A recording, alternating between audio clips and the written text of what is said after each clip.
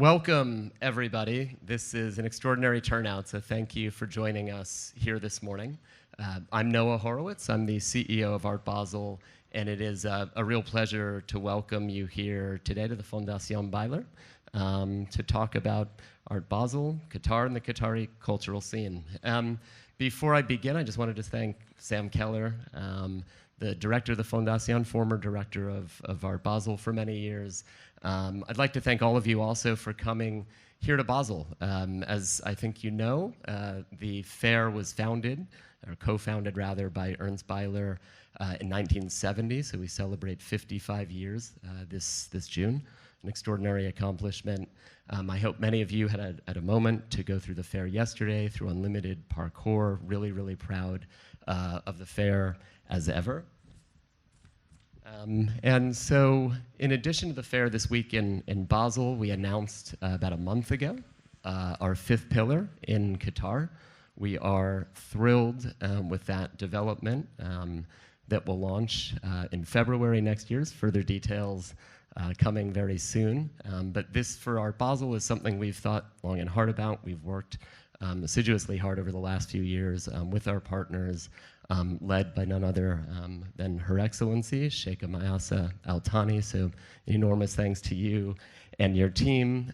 This fall, Qatar Museums will be celebrating 20 years, so 2 decades of extraordinary work and visionary commitment to building bridges and establishing and furthering the cultural scene, both in Qatar but also more fundamentally in the region. So we're truly excited with that development that will add to Paris this fall, Miami, Hong Kong, and of course our flagship show here in Qatar. And speaking with our partners, we thought it would be appropriate on the occasion of Art Basel to host a panel today, really to shed some light with some artists, practitioners, and of course extraordinary architect Jacques Herzog, really to underline the connections between Basel and Qatar. So without further ado, I'm going to hand over momentarily to Hans Ulrich Obrist, a very dear friend and former colleague who's at the Serpentine, as everybody knows, and is very closely affiliated with Art Basel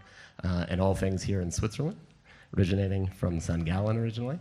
And I'll hand over to Hans in a moment.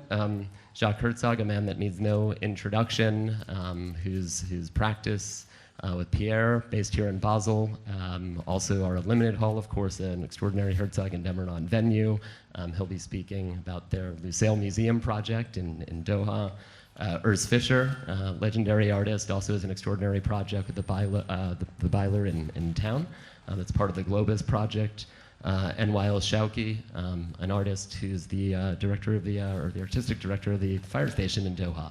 So without further ado, I'll hand over to Hans Ulrich, but just wanted to thank all of you for coming here this morning, for leaning into all things that are Art Basel, for being with us in Switzerland, and for your interest and curiosity in what's happening in Qatar more broadly. So Hans Ulrich, over to you.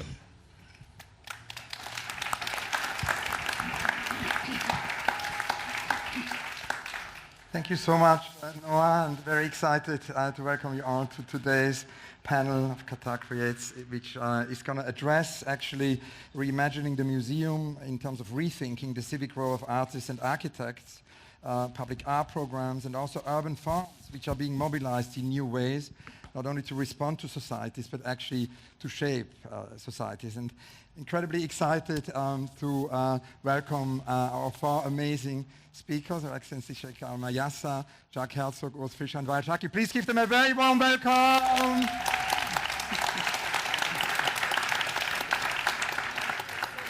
And very special thanks, of course, to Sam Keller and Beyeler, as well as to Noah Horowitz and Art Basel. I wanted to begin actually with a first question addressing Your Excellency with actually the question of the vision, the long-term vision. It's Roman Kaczarnik wrote this amazing book, How to Be a Good Ancestor. And in this book, the philosopher describes that we need to liberate the world from the predicament of short-termism. We need to have long durational visions. And I wanted to ask you to tell us about this long durational vision, really a 25-year plan. which is developed in terms of the Qatar cultural vision, an overarching vision. And I wanted to ask you what role you see for culture as infrastructure, as soft power, and of course also as civic imagination. Thank you. Good morning, everybody. I would like to thank Sam Keller, who with your sunglasses on the front row, you remind me of Anna Wintour on the fashion runways. So here we are with everybody from the art and culture, banking, cars, everybody who's here. I appreciate spending the morning with us to share our vision as a nation, but also with our partners and architects and artists that we're working with and have worked with.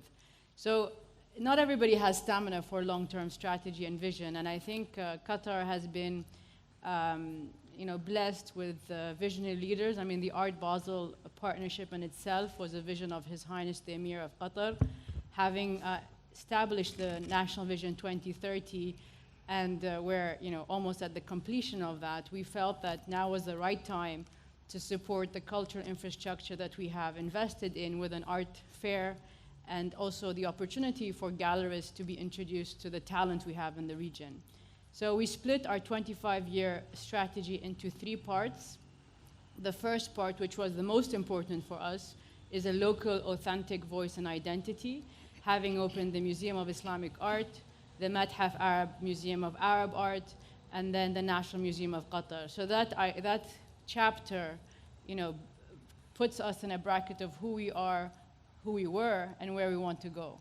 The second chapter, which we're almost completing with the opening of the Sports Museum, was all about social development and how to encourage people to utilize arts and culture institutions as knowledge centers and not mere entertainment.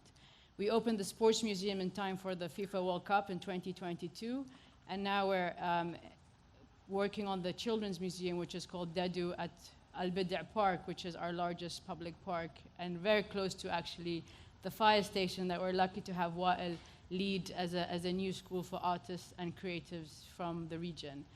And now the final chapter is why we're here today, is to launch really the international and global outreach projects. We have the project of Lusail Museum, which Jacques will be talking to you about. And it's all about the idea of what it means, post-colonialism, and the identity crisis that the region is facing because of that. And how do we address conflict using arts and culture as a tool to heal and bring people together? The second project is the Qatar Auto Museum, which we actually just partnered with the Mauto Museum, and I see the chairman here, Benedico, thank you. We have an opening tomorrow with the students from the Torino Polytech. We always try to partner with other institutions, whether they're education, research, or museums. And so that's a museum that Rem Koolhaus is designing, a recycled building, actually.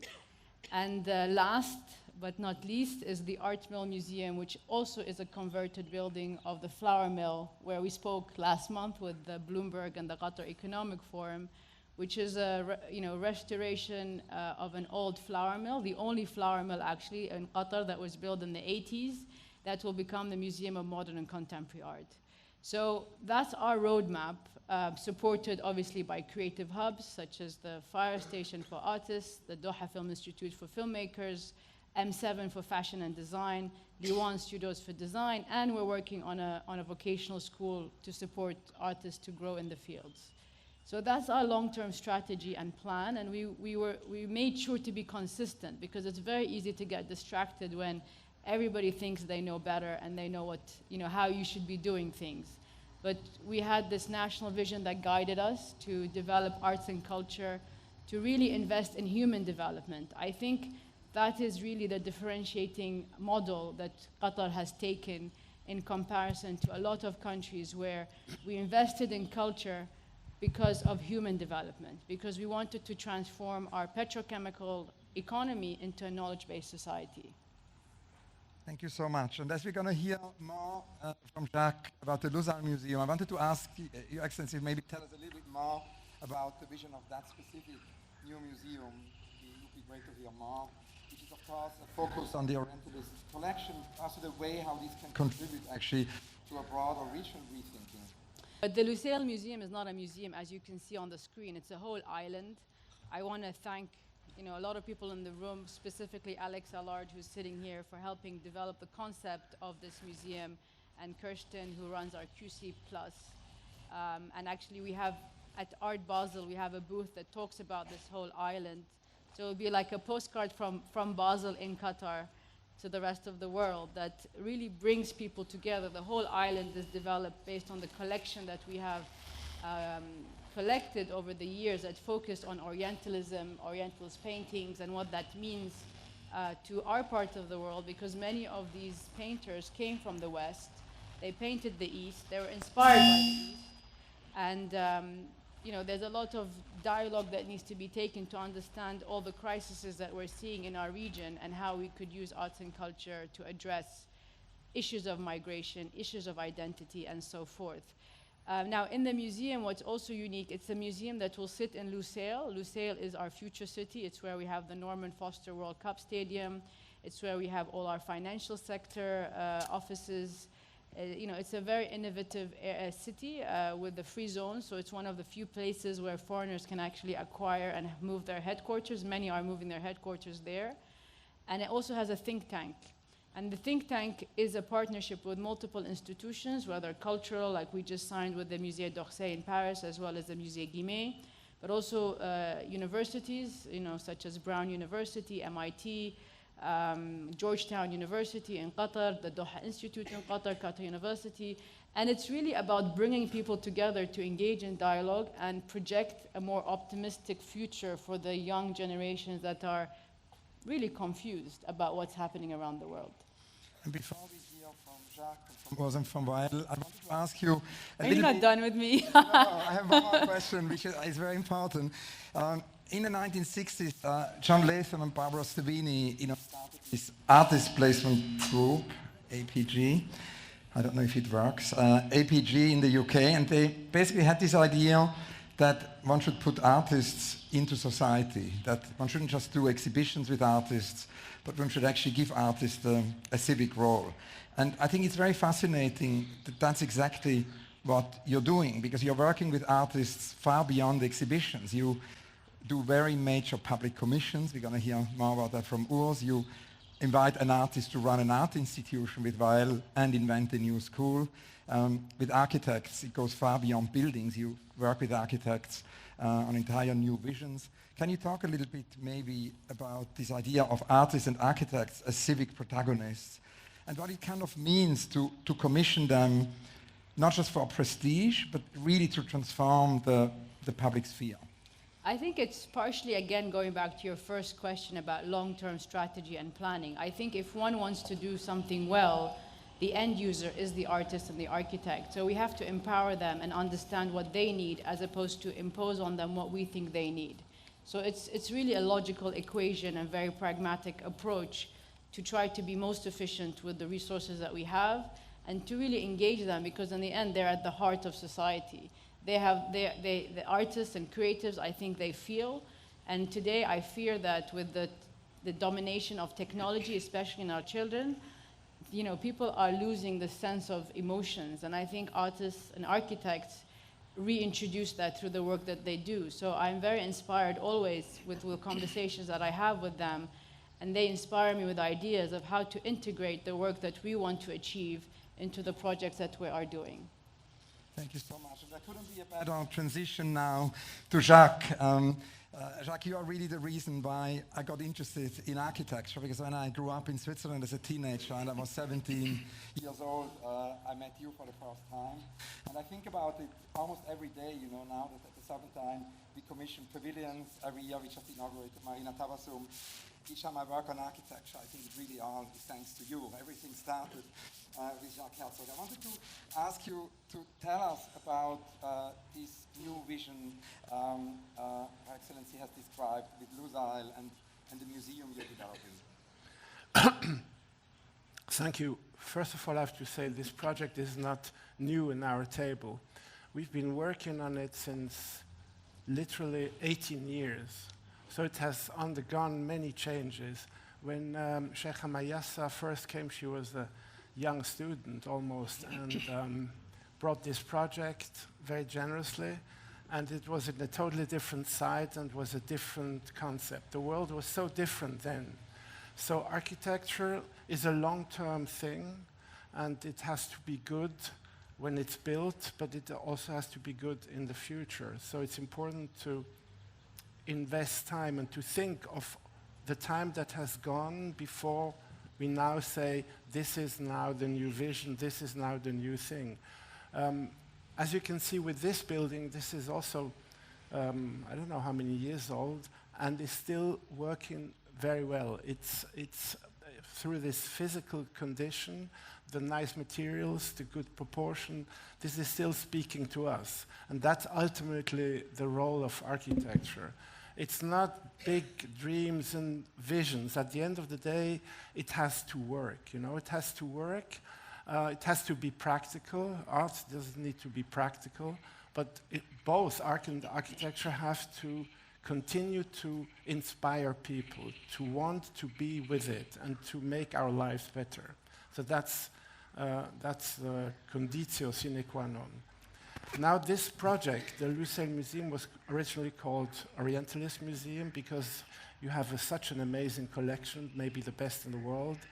And Orientalism is something I didn't know personally so much when I started this project, but it was interesting to get more and more into this idea of Orientalism, which is not defined entirely. It's not a clear terminology.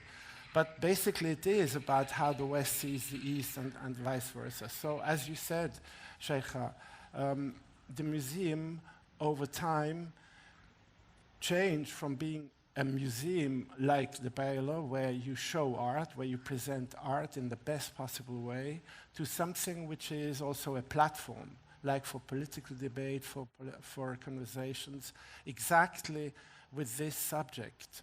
You know, and the world became more complicated, and so I think it's important that a museum that we design in Qatar is a totally different thing than design a museum, for instance, in Switzerland or in the United States.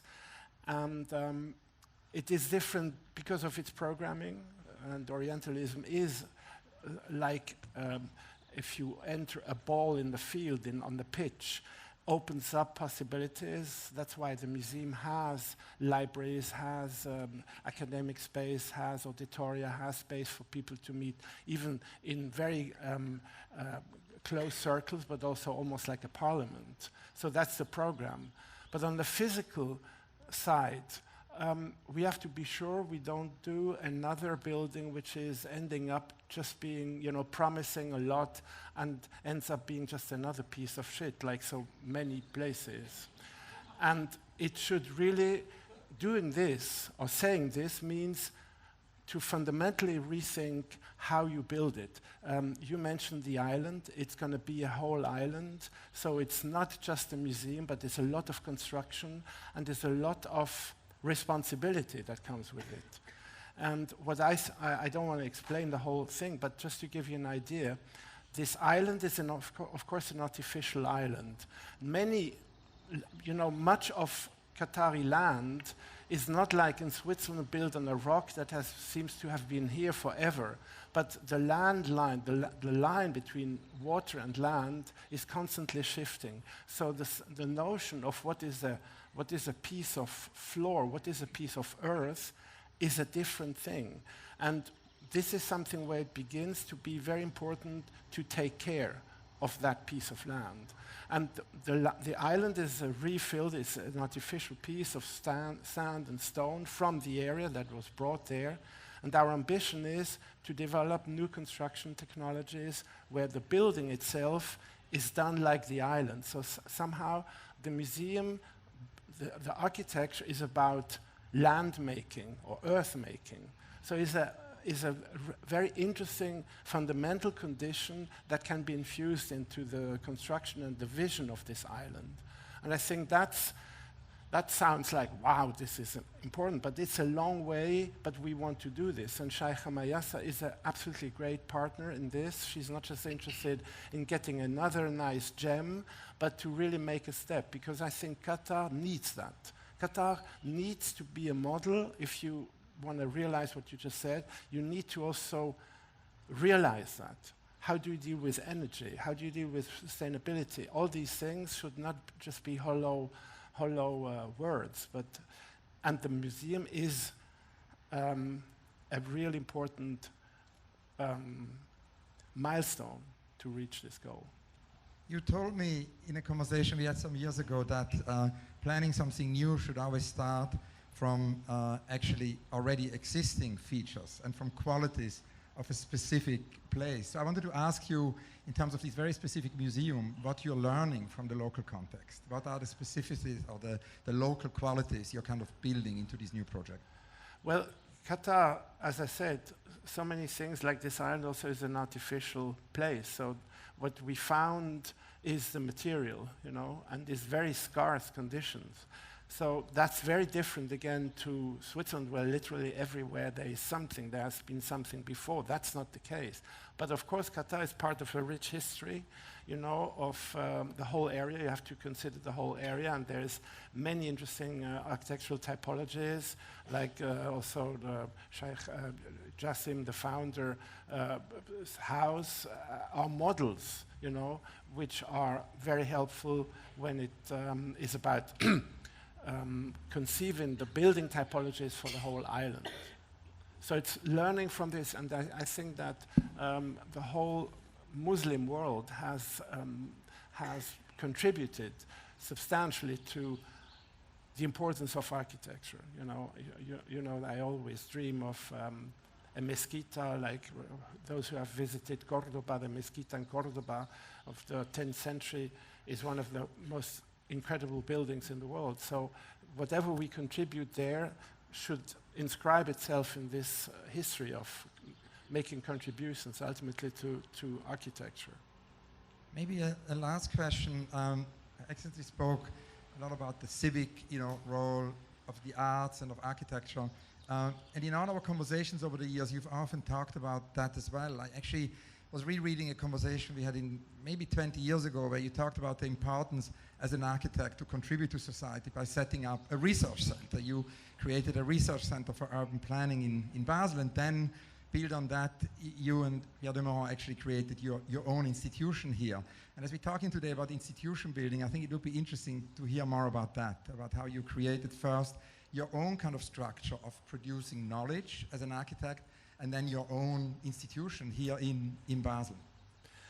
Well, the idea was we were appointed professors at the ETH, and we didn't want to do conventional projects, but we said whenever you do a project, we are based in Switzerland, a small country, and so we are lucky to be able to act worldwidely, and we should use these trips and these experiences because when you do architecture, you really literally touch the ground. You really invade, to some degree, a different territory.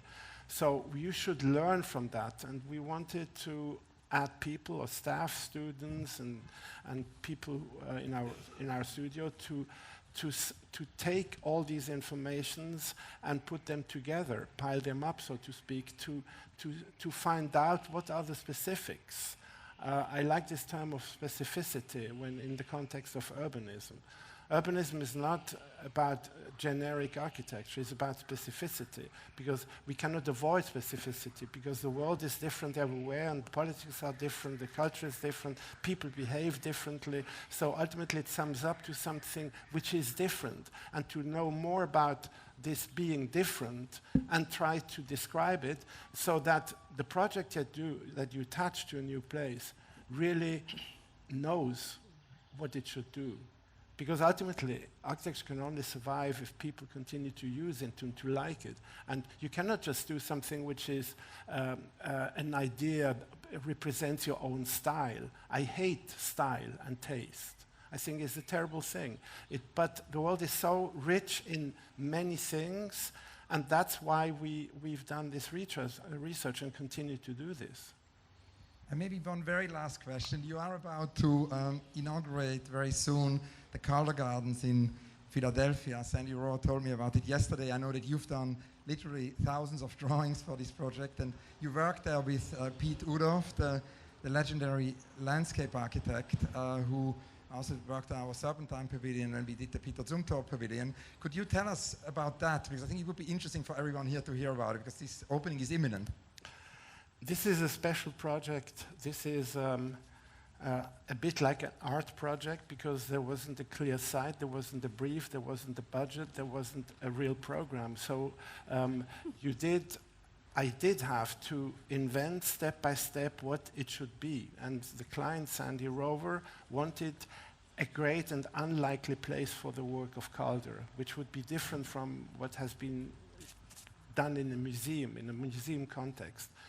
So we really didn't know what it should be, so I found out that Calder is so much about color and form that I wanted to avoid that in architecture. And if you want to avoid color and form, you have to be really find something. So a lot of what I then did with the team was to dig into the ground. So it was more about space than form. As in, you dig in the ground, you create spaces. And the space should be in the foreground. And so naturally, because digging in the ground was more important than building a building, I thought it should be a park, a garden. So it's gardens which is dug out, gardens which are shaped to some degree. So it was natural to need a landscape architect. And Piet Rudolph is one of the greatest possible choices, because he's really knowledgeable about plans. So it's more about plans than about design. And I think that was the decisive reason why we wanted to work with him. Thank you so much, Jacques. And I wanted to address the first question to Urs, because as I said initially, talking about art in public space, about civic art, we wanted to focus on some of the projects you've been doing. And I remember a conversation we've had some years ago, where you told me that you're really inspired by Christo and the way how actually Christo, created truly public art situations also where many, many people can gather. Can you tell us about that, about your connection to Christo? Well, I was just maybe 12 years old when these Florida Keys, the islands, were wrapped around with the pink, and I saw that in a Swiss magazine, Schweizer Illustrierte, and I just didn't know what it is. It made no sense, but it was so beautiful and so generous, and it made sense, It's a strange celebration of, in this case, keys, but it's a strange celebration of our landscape with a simple interaction of fabric, and I just love that. And you yourself have, of course, created such amazing public art situations. And I wanted to ask you about the Lamp Air, which is housed at the Hamad International Airport in Qatar. I want to ask you how this piece came into being, because it's a kind of a very playful piece where people always gather around. It's really a place for conversations, and it's a place for encounters, chance encounters. Well, this piece didn't start as a public sculpture in such a busy place. That's Sheikha's vision, not mine. But it was just. I hope you like it. At least. Oh no, I love that. I hope you're happy with it. It came out of some a more smaller thing, when you have a light and you shine it in your face, it can look scary or kind of cute, and so that's where this initial idea came from, and then that bear I made started to grow, and it became like a bigger object that I thought should be in a city, and then eventually it landed up in this airport, which has a whole different life there as a more landmarky function than the seed. What's interesting listening to you about architecture, like the seed of an artwork is kind of, you don't really know what it is. And then it goes from this little seed, it becomes very big. If it's successful, it can expand, and then when you see it again, it gives a place, maybe an identity, and so it's an individual experiencing this again, And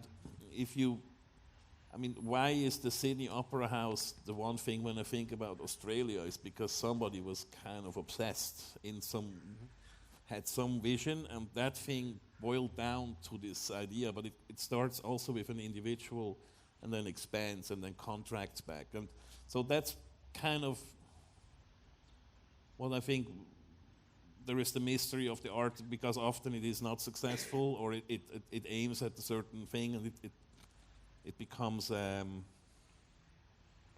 just an image. But I think if it is successful, these things can give you an idea of being in a place. When you go to a location where there is a public art piece, you think you arrive somewhere in the world, so where you're not in a lost place. And that kind of feeling that you have like centers, or that you arrive somewhere, is pretty interesting. We spoke with Jacques about Calder, and Calder, of course, famously painted an airplane, and I hear rumors that there is a project on the way where you will paint an airplane of Qatar Airlines. It's a rumor. So that's But can I just say an anecdote about the Urs Fischer bear, because I think it's what Urs is saying and Jacques is quite interesting, because timing is also important, timing and strategy. When I saw the Urs Fischer bear in New York at the Christie's sale, it was outside the Rockefeller Plaza, I think. Seagram building. It was the same time that the Hamad International Airport had approached us, because at that time my father, the Emir, had this vision to bring art into the airport, because we were transforming our country into a cultural center for human development, as I mentioned, and he wanted to welcome the world with that gesture. So they had approached us to put art in the airport, and I saw this bear, and so the airport was under construction, because as you can imagine, the weight and all that, it's not very easy to just bring in the Urs Fischer lamp bear into the building. And when we were able to install it, we got highly criticized. I was criticized. The whole organization was criticized. Akbar al-Bakr, who was the CEO then, called me actually. He said, "I want this bear removed immediately." I said, "Okay, let's think. Talk to me in 3 days, and then I'll figure out how to remove it now that the airport is open." Less than 3 days, he called me and said, "You know what? This is the best thing you did. Thank you so much." Everybody's stopping by the bear. Everybody's taking a selfie. We also have created merchandise around it. So, it's always this having a clear vision and a strategy, and accepting that at the beginning, people may react in a way you don't anticipate, and then how do you re-engage the communities to understand what you're doing. So, and Qatar Airways is an Art Basel partner. I read that yesterday. It's not a rumor, it's a fact. As is Qatar Sports Investments. So we're very happy to combine sports, aviation, arts in this vision. So I thought you had to tell people the story. You were going to be kicked out for 1 second, but then you're now the most popular thing at the airport. Very good. Such a great story. And Urs, you show us some more work you realized in public space. I mean, you mentioned Sydney, where you did a very important public work with John Calder, who for many decades, invited artists to do things in unexpected places for these encounters in public space. Maybe you can tell us a bit more about some other examples, of public artworks you've been doing. It's, back to, it was very interesting to hear the architect's view, because you have a different responsibility, but I don't do that much public art, actually. So there is a few projects I made, but it is always like, I prefer to make my work and then it travels somewhere and it finds a place in this world, rather than, because once you start responding, they become, there's an element that is like a design issue, and there is other things that factor in, and so I kind of like it more like coming from an outer space and landing. There was just a photo you saw there before, like there was actually a commission I made for Lanai on the island, and what's interesting there is, all of a sudden you are working in the context. So when you look at all Pacific art on both sides of the Pacific, like even though it's called Pacific, which is peaceful, the artworks from all the way north to south are pretty strong and stark. They're not very, they don't have many details. They're kind of harsh, and it's this environment, and so you do start to. It is interesting to have that input and start working along these lines. In this case, where you saw that cut that ended up looking like a whale in this island Lanai that was used for farming, cattle farming, and later for pineapple. And so they pretty much wrecked a lot of the nature on this island. And there's the town, and the town is a rectangular shape, and there's 3,000 people living there. And somehow the whole island is structured, the usable parts, in these parcels where they had the pineapple, and there's all the plastic still in the ground, and they try to take it out. So when you look from above, you have all these rectangles. So in a way, I thought this is like a scarred island. So you have somewhat a rectangle that has a cut, like a scar that's kind of hanging. And then when it was finished, it looked like a whale. So that's the thing with art, you don't really know, you know. Thank you. And on Friday, there's going to be a conversation, actually, you have with Samuel Leuenberg about this Globus public art project. And I think it would be interesting for everyone here to hear more about that, because it's also a collaboration with Fondation Beyeler, the Globus art project. Well, that was an invitation that came via Sam from Beyeler. And there is a little house, I mean, in part of that there is a the main square, and then we put a sculpture that exists for a longer time there, and there's this billboard that covers up the construction offices next to the city hall. And so above they have a little house where they used to keep the dead people, the bones, and I think there used to be a graveyard up there too. And since I'm a kid, I did like one thing in Basel was the Totentans, this kind of figures, and I thought they were somewhat fun. You know, they're just not scary. And I don't know, most of you are familiar. So it kind of lent itself automatically, since I made works that utilize a skeleton as the most simple way to make a human figure without having to get into details or giving them a character or whatever. So then we just found a good way to place them in this building, and just fell into place, basically. Thank you so much, Urs, and I hope we can all go and see this work later today. And I want to address some questions to Wael. Wael, actually, we already heard from Her Excellency about this project where you basically not only took over an institution, but now start a new school. But that is not something which comes ex nihilo, because you have actually, ever since we know each other, when I visited Egypt first, I encountered your students and saw the art school you founded there, and very early on, as a sort of a civic responsibility of an artist, you felt in terms of society and the next generation that it's important not only to teach in an art school, but to actually start your own structure. And ever since you started that, it's really fascinating that more and more artists now get interested in that. There is a clear need today for new educational visions. There is a clear need for more interdisciplinary art schools. So I wanted to ask you maybe to tell us about the beginnings, how you had this epiphany to start the school called Mayassa in Alexandria in 2010, 15 years ago, how it evolved and how it led now to this very exciting new initiative in Qatar. Thank you. Okay, so I think it's very important, of course, to try sometimes for me to not only to see myself as an artist, but try really to take myself a little bit away from myself. This is something happens sometimes even with my artwork. And I studied at Alexandria University, the Faculty of Fine Arts in Alexandria, and I have to be very honest that I know the problems with education because of the way I studied already. So I found always that I need to, I cannot say even to have something alternative, because it's not alternative to something already exists. We need to create a new form of education. And this new form of education, I found that it has to happen really something from the scratch. In 2010, alhamdulillah, I was already traveling everywhere. I was a successful artist, so I was invited to many places.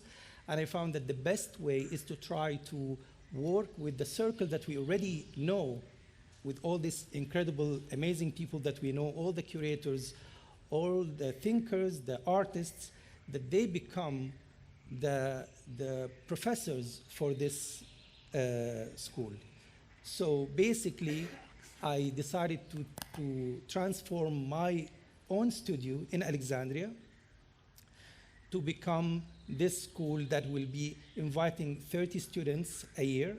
The students will stay for 1 year, working at the same space, also having all the talks. Their studio is just, they're gathering in the same space, but there is no staff. The staff actually is only the visiting professors that, for example, let's say I was invited to take part of Documenta in 2012, and I invited Caroline Christoph to come also to my school. At the same time to bring 12 students from Alexandria to Kassel. So they traveled actually to Kassel and they stayed 1 month in Kassel. They were also assisting other artists. That was for me the best way to educate them. And also they were attending all the talks in Documenta. At the same time, Documenta had 2 weeks of seminar in my school in Alexandria as part of Documenta. And I think I try to do this type of collaboration with many people. I did this already with Sharjah Bin Ali, with the idea, in any case, the idea was to try to put all the students into the real art world that we live in. It does not become only from the academic point of view. And I think it was, of course, we tried in many formats until in the end it succeeded to build sort of an art scene in Alexandria and then in Egypt. And then in the last 2 years, it became international school. I think still it's completely different from what we're trying to do now in Doha, because of course Doha will be much bigger. It's much more into the whole region. It's not only about Doha, it's basically we're trying to make something much bigger than this. And already for the next program, we received more than 1,000 applicants from all over the world. Yes, unfortunately, we have to accept only 20 out of this. But I think it's really great because it's a pilot program for me. For me, I will learn from this how even to build next year, because it's something, I'm not expecting that it will be exactly the same format that I did in Alexandria. It must be, of course, different based on what we can see in Doha and the nature of Doha. Yeah, but this is what I can say about the school. Inshallah, it will start in September. Thank you so much. And you also said once in a conversation we had that you're doing all of this because you're fascinated with this idea of actually translating societies in a way.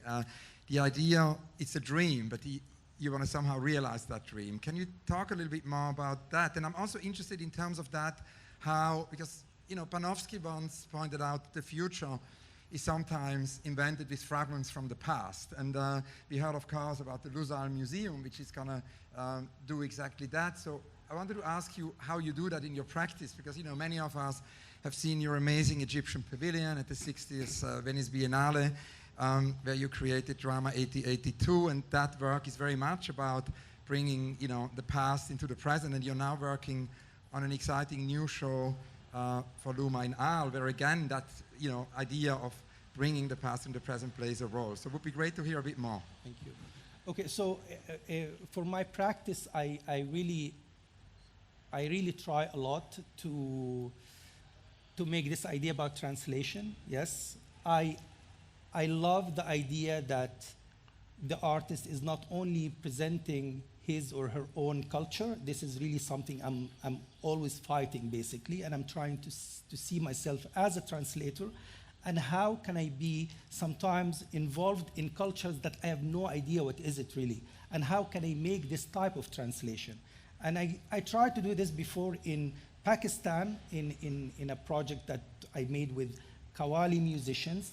It's a type of music that I don't know, in Urdu language that I also don't know. So I did this also in Korea recently in a project called Love Story. It's a way of, for me also, again, to try to take myself out of what I know and to throw myself into something really, I have no idea what is it. Translating all these ideas into a new format. I think education for me is the same. How can we try to collect all these different students from all over the world. And then we try to find or find a new format for education. What we were discussing even recently, this idea about universities that you need to pay $50 and $60 and $70,000 only to get accepted, while we must find a new format to make things accessible for talents. I still believe in talent. I know that this is maybe very classic to say, but I really do believe in it. And from my little experience, I found that these are the people that I found in the education terms that really continue. But how can you find the right format of education that makes these people continue, really? So it's all about translation anyway. So. And what's going to happen in Arles early July? Can you tell us about that? In Arles, yes, we're making something really amazing. Thank you so much. Really, really incredible. Because the space is really inspiring for me, is incredible. Very industrial space where I'm having this new installation. It's a film that I made already in 2023 in Pompeii. Again, this is one of the topics that we are speaking about. When I got invited to make this project in Pompeii, I don't consider myself someone who knows enough about Greek mythology. So that was also part of my challenge, not only to study Greek mythology, but again, how to translate Greek mythology into a new format, a new readable format. So I made a film, a musical film for 1 hour, but now in Luma, we are making something. I'm completing this project with a new big installation and drawings and sculpture. So please come if you can. Thank you so much, Wael. Now we've heard a lot from Jacques and from Urs, from Wael about the projects you're doing in Doha and how you're inspired by the context of Qatar for this project. And we've heard from Her Excellency the vision, the long durational vision of all these amazing projects you commission. I wanted to ask you one more question, which is about Switzerland, because I know that Switzerland has also inspired you as a place, as a context, and I wanted to ask you to tell us more about that. Well, probably none of you know I'm born in Switzerland. I'm born in Geneva.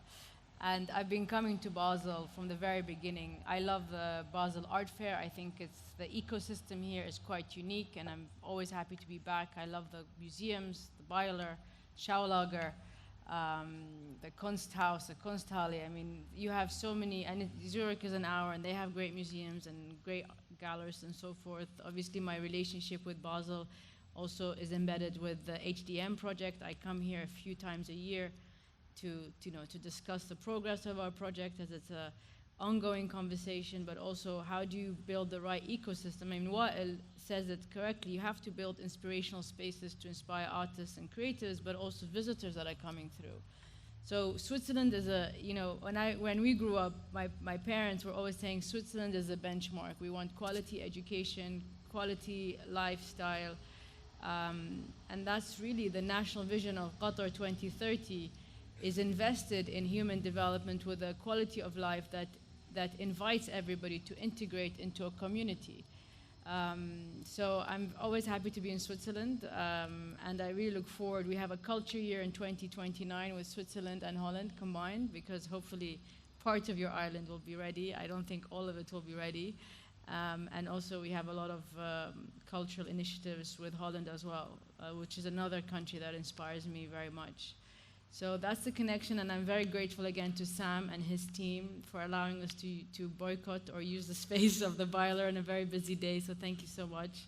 And I want to thank also the Art Basel team and their partners who are so enthusiastic about our event in February, and the Qatari partners, which are Qatar Sports Investment, Qatar Airways, QC+. It's really a collective team, and when His Highness decided on the art fair, we were all excited to align, because the art fairs have been coming to us for years, and we never felt it was we were ready. But I think the time is now for us to take our creatives globally through a partnership like this. There could not be a better conclusion. Thank you so, so much. A big round of applause for our... What happened to our And we now can open it up if there are questions. Thank you. Can you tell us more about how you imagine the fair? I can't because I'm the culture partner. Sorry to disappoint you. But Noah's right there. If you want to attack him, go ahead. Thanks, Judith. It's always great to hear your wonderful questions.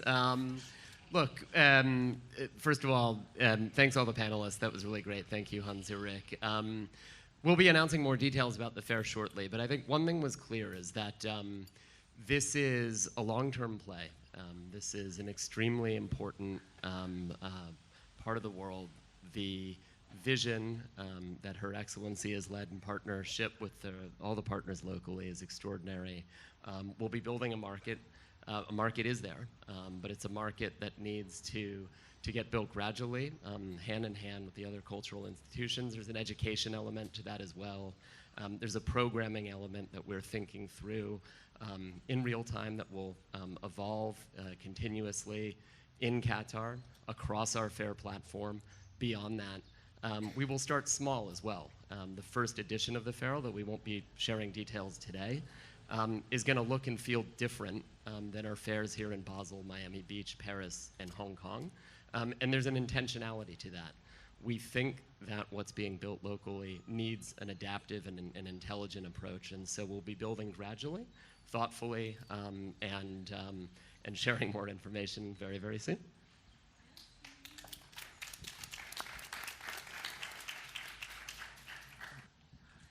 This question for Sheikha Mayassa. Are you confident that international audiences and visitors will come to the museums? There's so much competition in the region culturally. I'm very confident because they already are.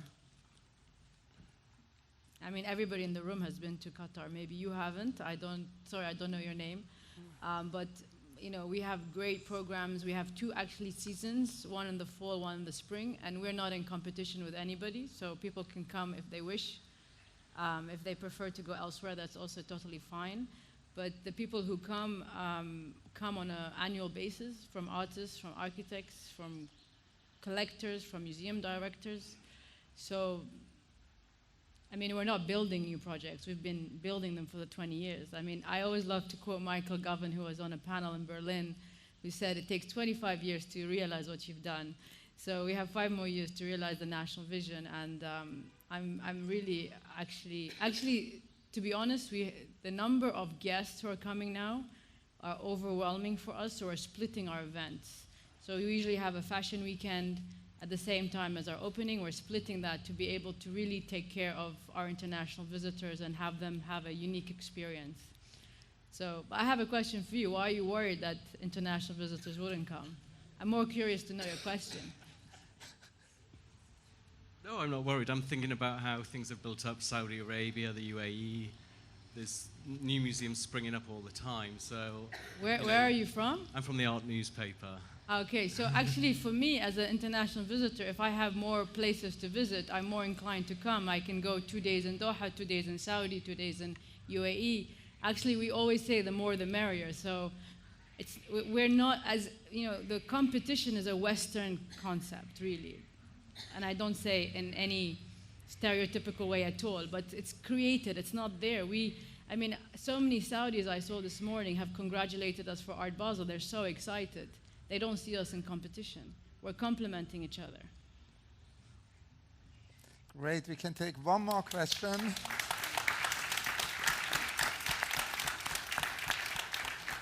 We can take one last question if there is a question. Good morning, everybody. Really enjoyed that talk. Huge fan of your work, Sheikha. Thank you. Just want to ask your impressions on how you see this intersection of creative industries kind of driving this cultural agenda forward. So, of course, you've talked about the fashion moment, obviously with this collaboration of the Art Basel Fair. There's also this conversation around architecture. So how do you see this intersection kind of driving that cultural agenda a little bit more forward? Love to get your impressions on that. So it's, as I think we heard from the panelists, it's always intersecting, and we're always revisiting and reviewing our strategy to see how we can do more with less. and how to amplify the impact. So for example, with architecture this fall, we have a partnership with M+. They're bringing the IMP exhibition, and alongside that, we're running a lot of architectural workshops. Jacques will be there with his project, partnering with ETH University in Switzerland. So, you know, it's like your interior room in your house, right? You live with a certain setup, knowing what you like, and then with time, you're adding objects, moving things around, depending on what makes sense. With the creative hubs that we've established, it was a direct response to demand. When we started the fire station, I was worried I wouldn't get 20 artists apply. We had about 200 apply. Now we have about 1,000 plus for only 20 studios. And we noticed that many are asking for fashion studios, which is why we designed the M7, which is a creative hub for fashion design and technology. So it is an ecosystem that's very organic, as Jacques was describing the island. We're not trying to bring an idea from somewhere and impose it.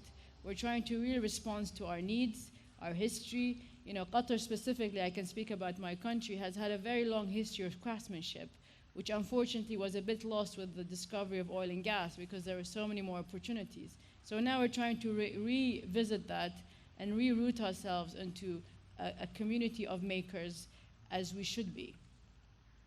Thank you. Thank you so much. Thank you all for being here.